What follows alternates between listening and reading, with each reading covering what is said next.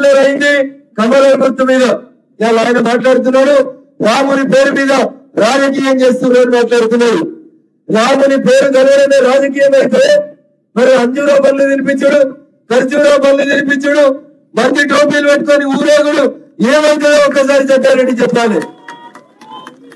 అరే నువ్వు పుట్టింది, నువ్వు కౌన్సిలర్ అయింది పువ్వు గుర్తు మీద అయినావు.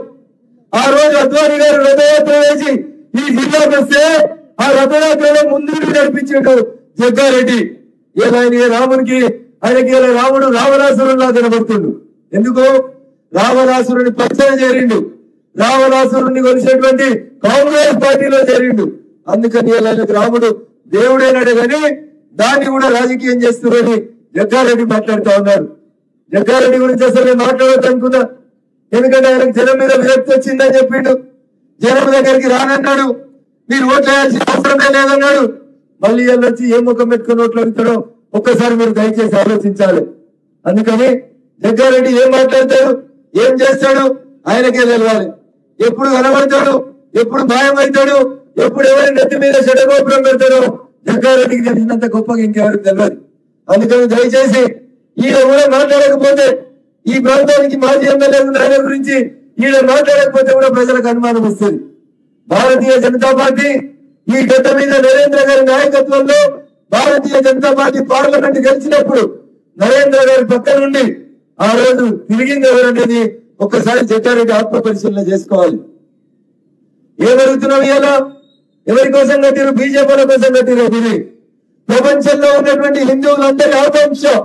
ప్రపంచంలో ఉన్నటువంటి హిందువులందరూ గత 500 సంవత్సరాల నుంచి ముక్త గంధంతో కోరినటువంటి కోరిక రామాలయ నిర్మాణం జరగాలని ప్రజల ఆకాంక్ష మేరకు సుప్రీంకోర్టు తీర్పు మేరకు ఈ దేశ ప్రధాని నరేంద్ర మోడీ గారు రామ మందిర నిర్మాణాన్ని పూర్తి చేస్తే నీకున్న బాధ జగ్గారెడ్డి చెప్పాలి. నిజంగా నీకు రాముడి మీద ప్రేమ లేకపోతే మరి 15వ తారీఖు రోజు సంగారెడ్డిలో రామ మందిరం కూడా చేస్తాం కదా శ్రీరామనవమి వేడుకలు.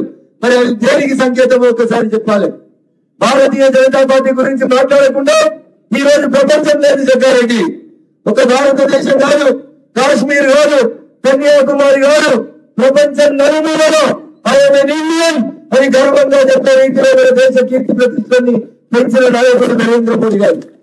ఈ ఎన్నిక అప్పుల కోసమో పప్పుల కోసమో అప్పుడప్పుడు దేశం విడిచిపెట్టి పారిపోవడం కోసమో జరుగుతలేదు. ఈ దేశ కీర్తి ప్రతిష్టలు పెంచి ఈ దేశం కోసం 24 గంటల్లో 18 గంటలు ఈ దేశం కోసం పనిచేసి ఈ దేశం బాగుండాలనేటువంటి కోరుకునేటువంటి నాయకుడు నరేంద్ర మోడీ గారి కోసం జరుగుతున్న ఎన్నికలు, మన భవిష్యత్తు కోసం జరుగుతున్న ఎన్నికలు. ఎవరికైనా డౌట్ ఉందా నరేంద్ర మోడీ గారు 3వసారి ప్రధానమంత్రి అవుతానంటే? ఎవరికైనా డౌట్ ఉందా? ఏంది సర్వశివరాలు ఇంత పెద్ద? ఎవరికైనా డౌట్ ఉందా? ఏ టీవీ తీసుకో, బి టీవీ తీసుకో, సి టీవీ తీసుకో,